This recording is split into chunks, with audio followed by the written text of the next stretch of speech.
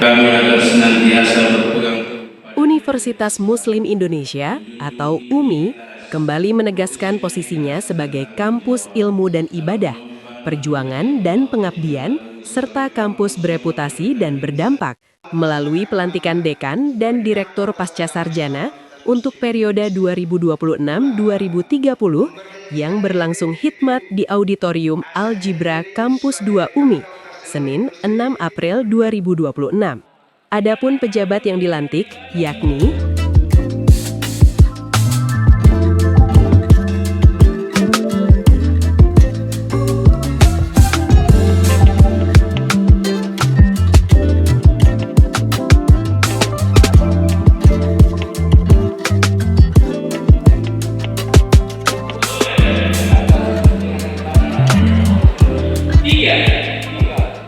pelantikan ini bukan sekadar seremonial pergantian jabatan, tetapi menjadi momentum strategis dalam memperkuat arah transformasi UMI menuju kampus yang adaptif, efisien, dan berbasis nilai keislaman di tengah dinamika global yang semakin kompleks.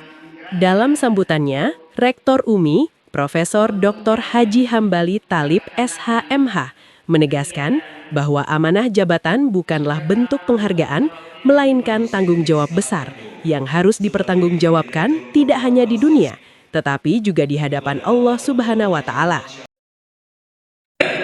Adaptif tersebut, pemerintah melalui Kementerian Pendidikan Tinggi, Sains dan Teknologi dalam Surat Edaran Nomor 2 Tahun 2006, tanggal 2 April 2026, juga telah mengarahkan penyesuaian pola kerja dan penyelenggaraan kegiatan akademik yang lebih efisien, fleksibel, dan berbasis digital.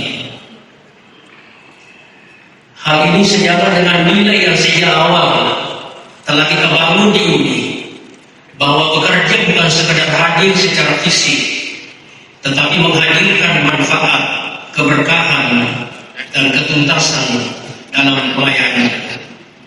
Kami juga mengingatkan bahwa untuk mengantisipasi kondisi yang ada sekarang, UMI telah lebih awal mengeluarkan surat edaran bersama yayasan dalam rangka membangun gerakan efisiensi dan kesadaran dalam beraktivitas dan segala jenis aktivitas.